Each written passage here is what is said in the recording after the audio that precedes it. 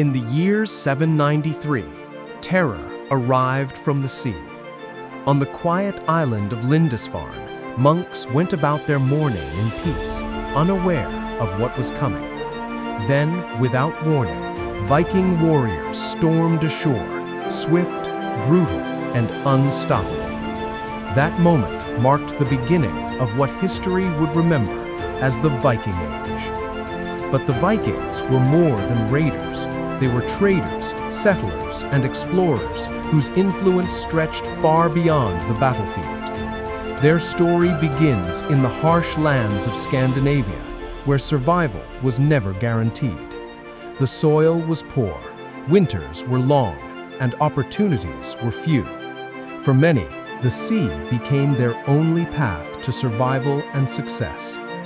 What set the Vikings apart was their ships, long, narrow, and expertly crafted. These vessels were fast enough to cross open oceans and shallow enough to navigate rivers deep inland. With them, the Vikings could strike quickly and disappear just as fast.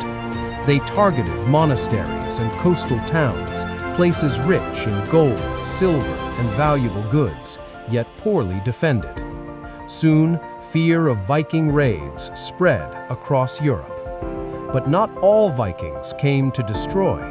Many came to build new lives. They established settlements across England, Ireland, and beyond, blending their culture with the people they encountered. And they traveled farther than most people of their time could imagine. Vikings sailed west to Iceland, where they built thriving communities among volcanoes and icy landscapes. They pushed even farther to Greenland, led by bold explorers seeking new opportunities. And around the year 1000, they reached North America, centuries before Columbus, setting foot on lands they called Vinland. Back home and abroad, Viking society was far more organized than many believe. They had laws, assemblies, and systems of justice. Communities gathered in assemblies known as things, where disputes were settled and decisions were made. Honor, loyalty, and reputation were central to their way of life. Their beliefs were shaped by powerful gods like Odin and Thor. They believed that those who died bravely in battle would be welcomed into Valhalla, a great hall of warriors. These beliefs gave them courage in both life and war. But the Viking Age would not last forever. By the 9th century, European kingdoms began to adapt. Stronger defenses were built, and armies became more organized. One leader stood out: Alfred the Great, King of Wessex. Alfred reorganized his military and built a network of fortified towns. He also created a navy to defend against Viking attacks at sea. In 878, he achieved a decisive victory over Viking forces at the Battle of Edington. The Viking leader Guthrum was defeated and eventually agreed to convert to Christianity. This marked a turning point. Many Vikings began to settle permanently rather than raid.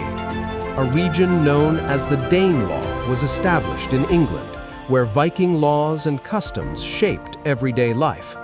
Over time, the line between Viking and local populations began to blur. By the 10th century, raiding declined and trade became more important. Vikings traveled vast distances, connecting Europe with the Middle East and beyond. Some even served as elite guards in the Byzantine Empire, known as the Varangian Guard. But change was inevitable. New powers were rising across Europe, and the age of Viking dominance was coming to an end. In the year 1066, one final Viking invasion took place. Led by Harald Hardrada, one of the last great Viking kings, a massive force sailed toward England. They marched inland, determined to reclaim power and glory. But this time, they faced a prepared and determined enemy. At the Battle of Stamford Bridge, the Viking army was defeated. Harald Hardrada was killed, and with his death, the Viking Age came to an end. Yet their legacy did not disappear. It lives on in the languages we speak, the places we know, and the spirit of exploration that defines human history. The Vikings were not just raiders. They were pioneers, shaping the course of the world in ways that still echo today. Please comment, like, and share this video. Thanks.